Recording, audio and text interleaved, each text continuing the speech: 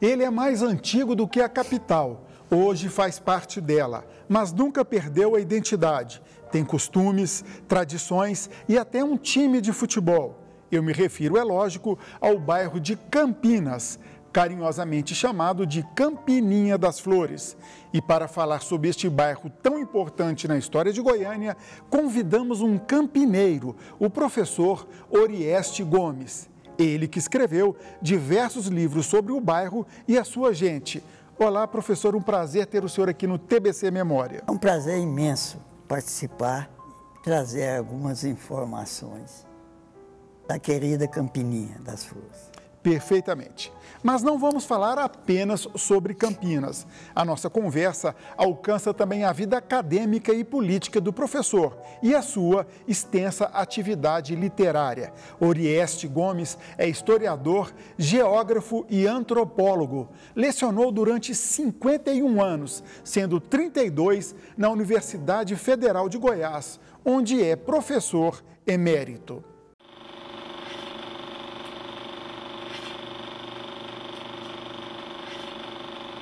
Professor, a sua vida se mistura entre dar aula, escrever, o bairro de Campinas, que nós vamos falar agora há pouco, e a literatura. E eu começo pegando alguns livros seus aqui, por exemplo, Reminiscências da Campininha, Lembranças da Terrinha e Caminhos para a Reconstrução do Homem, além de a saga do Atlético Clube Goianiense. Explica pra gente essa paixão por Campinas. E tem muito mais livro além desses que nós citamos, né? Essa paixão por Campinas, ela é praticamente, digamos assim, idêntica à grande maioria dos campineiros de outrora, né? Que tinha o bairro de Campinas como não só o seu habitat de residência, mas uma vida comunitária, uma vida que a gente se abraçava. Era uma vida realmente de companheirismo. Então a gente... E hoje não tem mais essa vida? Essa vida praticamente desapareceu porque houve uma mudança no processo normal do chamado desenvolvimento, a substituição desse efetivo populacional que hoje praticamente está muito reduzido àqueles que permaneceram em Campinas. Mas falando da sua obra sobre Campinas, por exemplo, Reminiscências de Campinas, o que esse livro trata? Esse livro eu fiz questão de procurar entrevistar o máximo dos campineiros antigos, no sentido de preservar as memórias deles, que eles poderiam transmitir. Então foi um livro em que praticamente eu tive que fazer uma visitação seguida a esses campineiros, 2, 3 vezes para cada campineiro, no sentido realmente, digamos assim, de guardar, resguardar e resgatar essa memória tão preciosa, sem dúvida alguma, para que as gerações do presente, ou a geração do presente, possa, né, conhecer um pouco da vida dos campineiros, dos seus avós, dos seus pais, né, que praticamente boa parte já se foram. E esse, Lembranças da Terrinha? Esse foi um livro também que seguiu a essa linha, mas esse livro tem um toque especial por 2 razões. Primeiro, porque todos os entrevistados eu conheci bem de perto.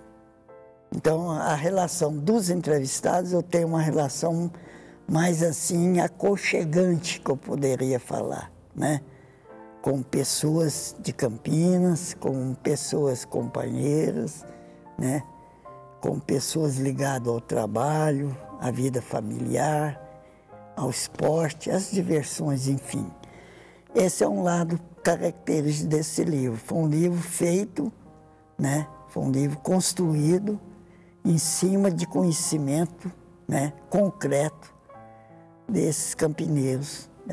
Uma coincidência de vida é que o professor Orieste tem a mesma idade de Goiânia, cerca de 2 meses mais novo do que a nova capital. E eu queria que o senhor falasse agora sobre Campinas e Goiânia. O senhor costuma dizer que Campinas é a mãe de Goiânia. Por quê?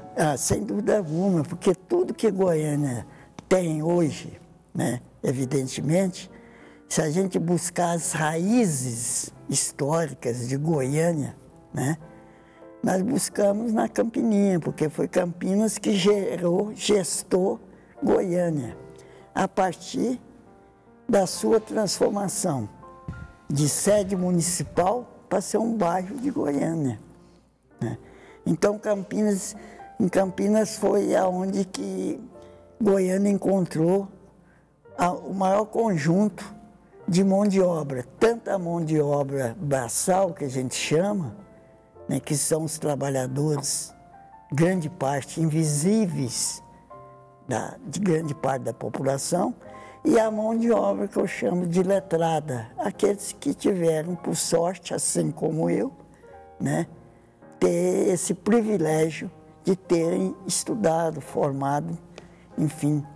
Então, em Campinas, a mão de obra base, em tudo, desde a matéria-prima, desde os trabalhadores, os oleiros, os sapateiros, os carreadores, né, com as suas carroças. Agora, me diga uma coisa, o senhor fez muita pesquisa, escreveu muitos artigos, livros sobre Campinas. Em todas essas suas pesquisas, deu para descobrir por que politicamente Campinas não agiu para ser a nova capital, ou não teve força para isso? Não, praticamente não tinha essa consciência política, o campineiro não tinha essa consciência política. Quando Goiânia surge, e a propaganda do Estado, né, divulgava bem, surge como um projeto maravilhoso, né, de trazer uma capital enfurnada, que era a antiga capital, e criar uma cidade moderna, uma cidade planejada. Então, o campineiro, né, via no surgimento, daquela época, viu no surgimento de Goiânia, né, exatamente aquilo que oferecia para eles o que eles mais precisavam, né? É o trabalho, por exemplo, é ter lugares, ter um trabalho efetivo, né? E haja vista que as estatísticas apontam que Goiânia recebeu mais de 4.000 trabalhadores, né? E eles foram alojados em Campinas, em boa parte, no início? Em grande parte Campinas, assim como também que vieram de outros estados, principalmente da Bahia, para a Vila Operária, para a Vila Nova, perdão, né? Para a Vila Nova. Professor, agora falando de outra paixão sua, outra paixão campineira, o Atlético Clube Goianiense, esse livro aqui, A Saga do Atlético Clube Goianiense. Só que parou em 2012, de 37, o Atlético é o time mais velho da capital, né? Conta um pouquinho desse livro. Esse livro foi realmente, eu tinha uma dívida, eu tinha que escrevê-lo, né, esse livro. Porque eu joguei no juvenil do Atlético 5 anos, né? Eu praticamente tive a minha vida, a minha infância, ligada a uma forma de lazer, de esporte, que era o futebol, né? O senhor jogava de quê, professor? Eu jogava de meia esquerda, né? Mas era aquele mais baixinho, rápido? Rápido, eu era ligeirinho, tanto que eu tive, alguns me chamavam de ligeirinho. Eu era rápido e tinha uma facilidade porque eu tenho as duas pernas, né? Dos dois lados, né? Então eu driblava muito bem, né? E conduzia bem. E também fui um armador, no sentido de jogar bolas, né? Atirar bolas para os meus companheiros.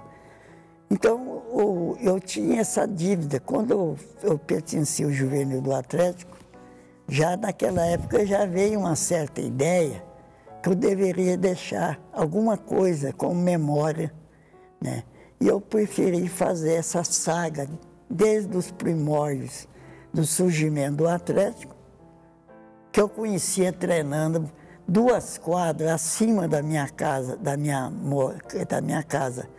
na Avenida Paraíba com a Pouso Alto, 2 casas acima havia um campo de terra E o Atlético começou treinando ali. Não Quer dizer, professor, você assistiu os jogos do Atlético antes de ter o Antônio Ascioli? Não, eu assisti treinos.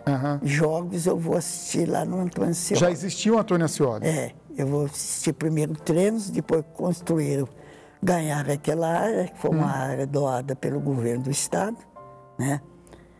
Uma área inicialmente de 24 mil, se não me engano, 24 mil, que chegou a 30 mil. E por que o futebol goiano perdeu esse craque? O senhor desistiu de jogar bola, professor? Não, o fato é que nós éramos apenas, digamos assim, motivados, né, pelo aquilo que o campo proporciona para nós, o quadro, o time no campo proporciona, né? A beleza das jogadas, né? A forma realmente de fazer jogadas limpas, né? Sem a trunculeza que nós temos hoje em dia. É um jogo muito mais técnico, né? Onde havia um respeito imenso entre os dois lados, né? Mas aí o senhor desistiu de jogar futebol? Eu desisti como vários deles desistiram. Professor, o livro para em 2012. E a torcida atleticana, que tem se renovado muito nos últimos anos, quer saber a continuidade dessa história. Vem uma nova edição e atualizada? Não, ou não? Eu dei uma continuidade que eu fiz o suplemento depois até 2014. Né? Eu tenho um suplemento, não veio aí.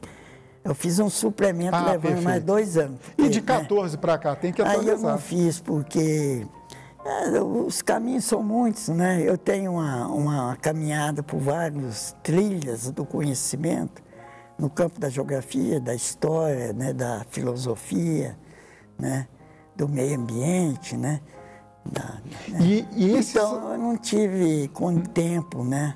E agora não terei condições de partir para isso, porque...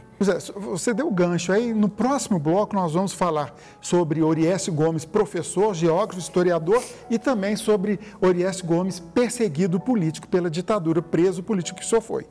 TBC Memória, ajudando a preservar a história de Goiás.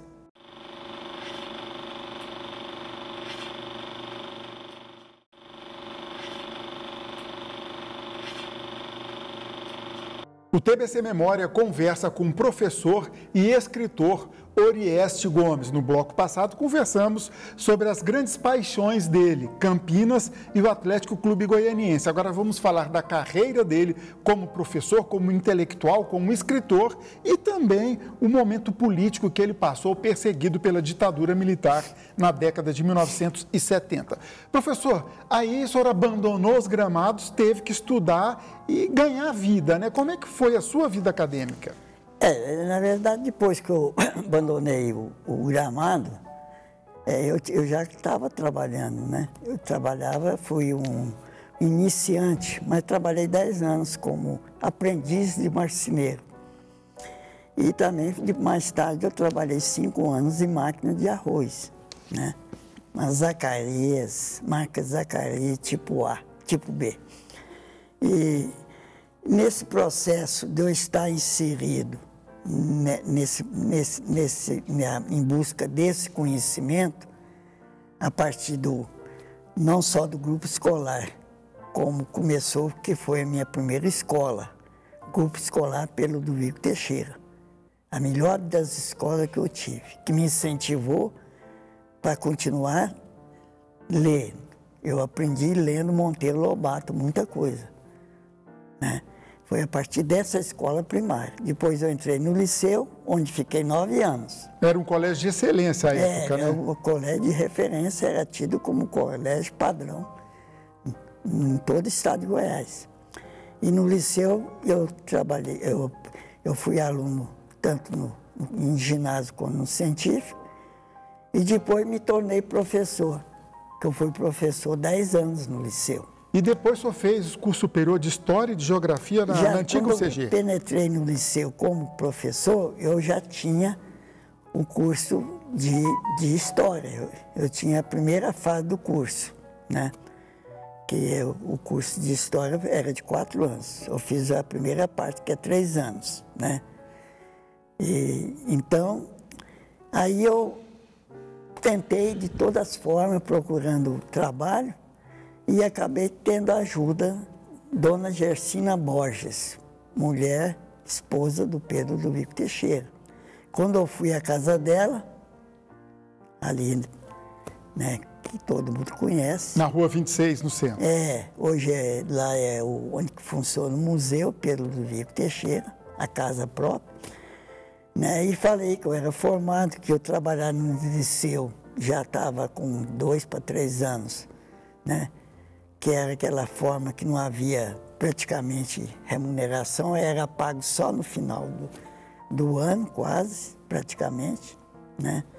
E eu queria ser nomeado, porque ia haver agora, o Estado ia fazer as nomeações, né?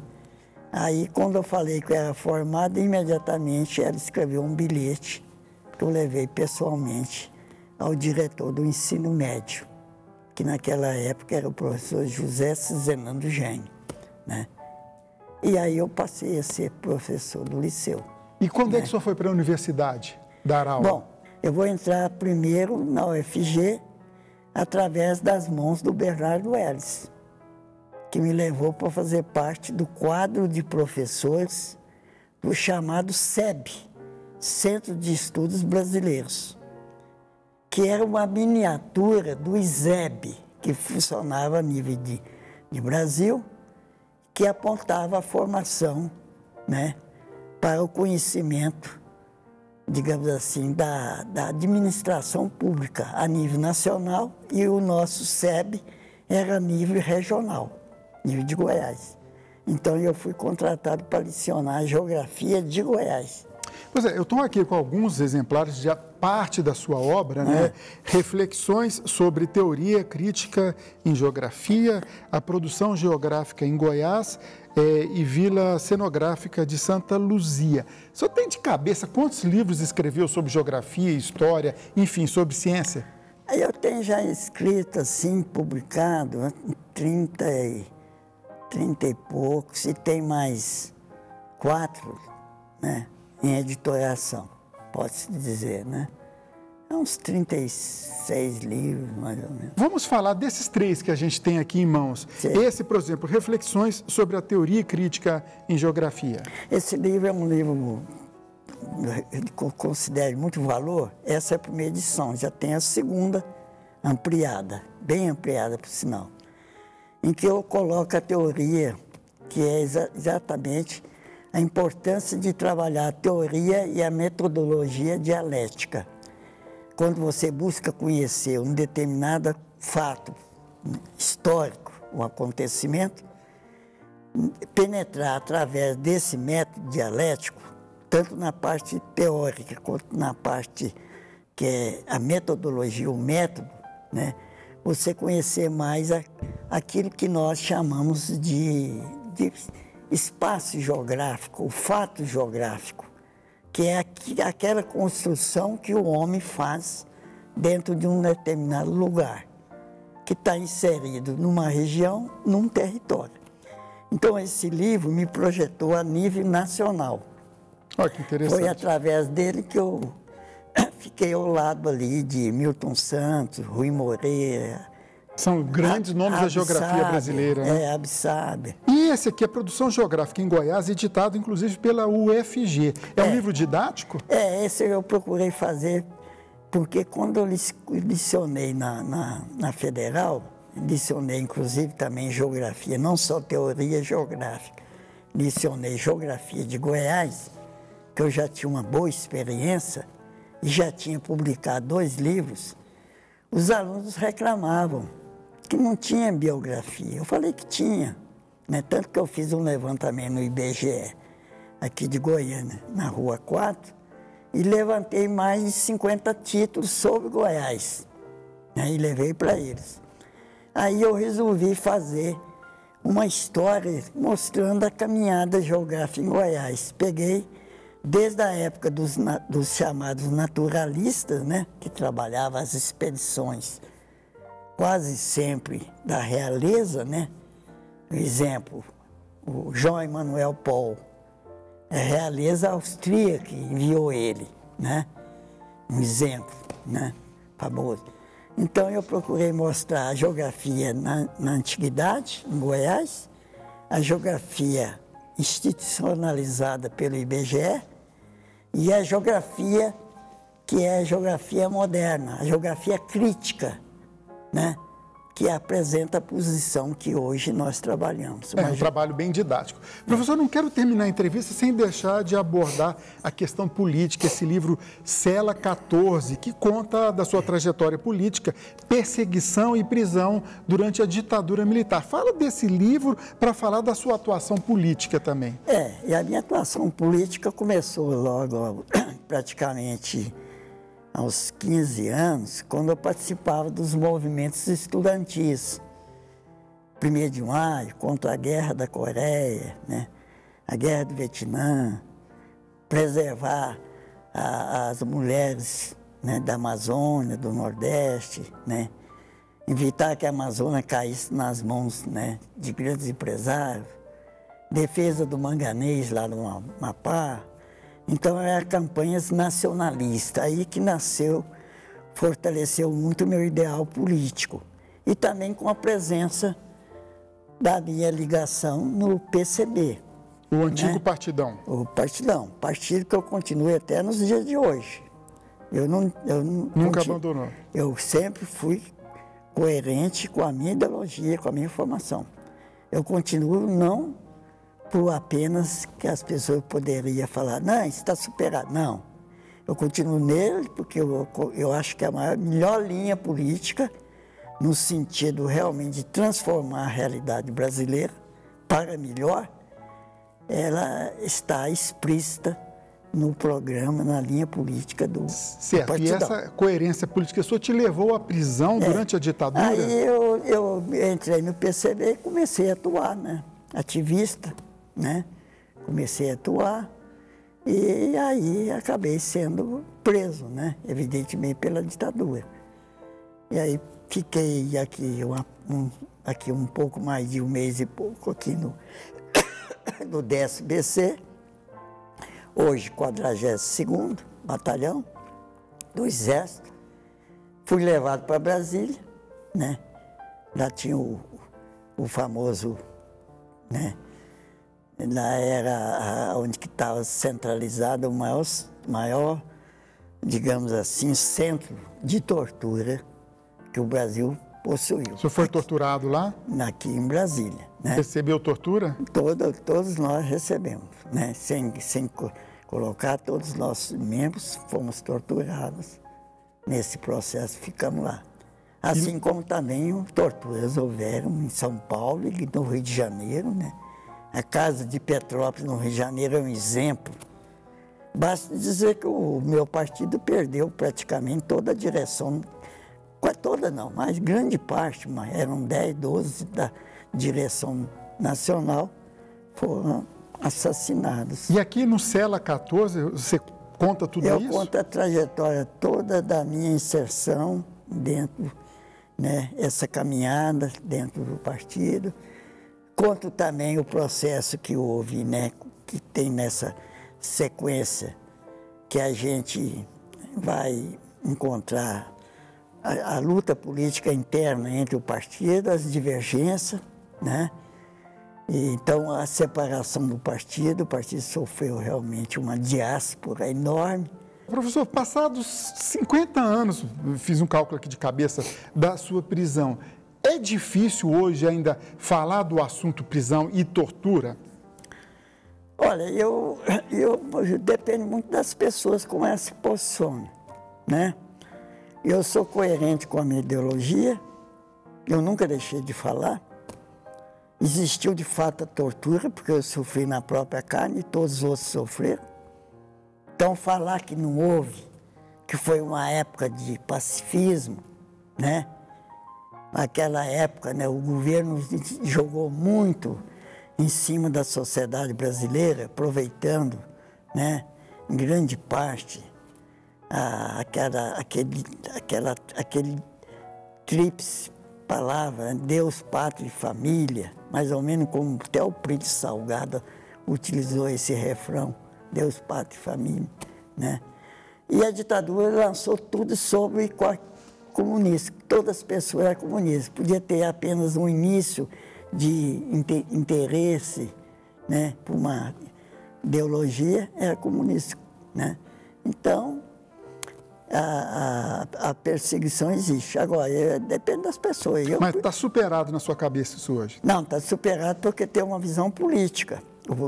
Aí na coluna Prestes, não sei se na coluna Prestes ou na cela 14, dá para verificar aí como que o Prestes, por exemplo, vai ficar ao lado do Getúlio, na propaganda para a eleição de 1950.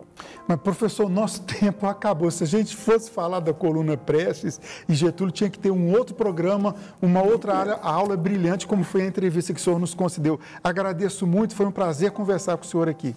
Eu que foi um prazer imenso. Eu sinto que o tempo é muito reduzido, porque eu poderia, digamos assim, sim, a gente sabe. Explanar esses assuntos com profundidade, inclusive. TBC Memória, ajudando a preservar a história de Goiás.